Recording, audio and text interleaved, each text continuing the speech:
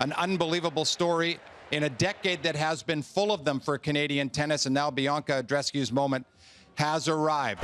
Is this the dagger? I don't believe what I just saw! Touch a hole, Joe!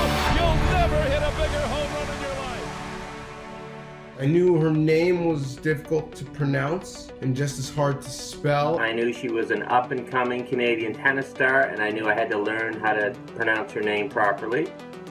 We did in 2019. I don't think anybody would have expected what happened in early 2019 when she came out of nowhere to win Indian Wells. There it is! Wow! A new star in women's tennis. And that final against Angelique Kerber, former world number one, a Grand Slam champion. The third set, how back and forth it was on a big stage, and the pressure didn't get to Bianca. And that's when I thought, gee, this may not just be this tournament, this could be this year and a career. It was really refreshing to see this star come out of nowhere and be a Canadian and be adored by the media, both international and domestic. And when she was basically running that room, I was like, yeah, she's got star potential. 10 teenagers have won the Rogers Cup. Bianca Andreescu time come the 11th. Bianca had found a way to get to the final, and she'd proven that she can beat tough players in difficult circumstances. And I remember thinking, I thought it was about 50-50, which against Serena, I think is pretty good. I think anyone would take it. Early on, you could tell that Bianca was certainly not nervous and was really prepared to take it to Serena. And I think all of us were shocked when all of a sudden you realized that Serena really wasn't moving it. Serena looking for a trainer. Yeah, we've got a problem here. The physio has come out to take a look at Serena Williams. I was outside waiting to get in, trying to be smart about, okay, am I going to take my young son to the washroom now and change him? It's going to be a long match. And then I hear over the loudspeaker, wait, what now? What happened? The match is over. I don't think you understand. I don't think Bianca understands. Do you know how long it takes to pack a diaper bag for a new baby? Do you know how many things you have to think of? Yo, I've watched you your whole career. You're beast with injuries. I've been through so many already, and I mean, you know how they are. I mean, this sucks. On your back, right? I know everything about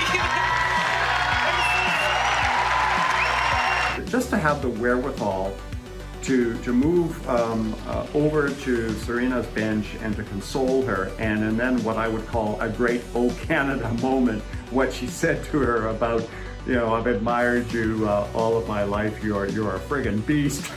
Nobody expected that finish, but the result is a dream come true for Bianca Andreescu. The 19-year-old is the first Canadian lady to win in Canada in 50 years. It was just really cool to see her there, Canadian, at her own tournament, home tournament, winning the Rogers Cup. And it was well earned, despite it being a retirement. This wasn't a loss for Serena. This was a win for Bianca. It's kind of anticlimactic because you want Bianca to beat Serena, you know, in some kind of dramatic fashion, but at the same time, a win is a win. She's going to go into the U.S. Open with the best winning percentage of any player this year. In many circles, she'll be considered, at a minimum, a sleeper favorite to win the title. For Bianca to go into Serena's den and to be able to slay the dragon the way she did, and to deal with the crowd, and to just put her stamp on that tournament, absolutely was mesmerizing. When that entire arena was cheering for Serena and they wanted her to win. Bianca, she beat Serena, she beat the crowd, and even when Serena was charging back, Bianca did not break. This ultimately is what Canada is.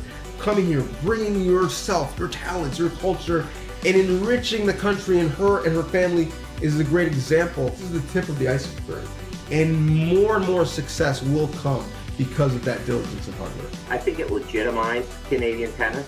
It gave some street cred to Canadian tennis. I know our men have been on nice runs. Genie Bouchard was on a nice run there for a while. But to see a Canuck win a major, it really legitimized Canadian tennis. It wasn't just that she won Indian Wells, Rogers Cup, US Open. It was how she won. Because everyone, when they see such a bright talent just charge onto the scene wonders, okay, is this fleeting or is this something that can last? She can beat players in so many different ways, and that's what makes each and every one of her matches exciting. Because she doesn't just have a plan A or a plan B or a plan C. It goes on. And that's where, sure, it was an exciting 2019, but there's also hope for the future. Find me a late night show that she wasn't on. Not only on, owning it, killing it, owning the stage. Find me a press conference that she didn't win by the end of it, that the media was in love with her.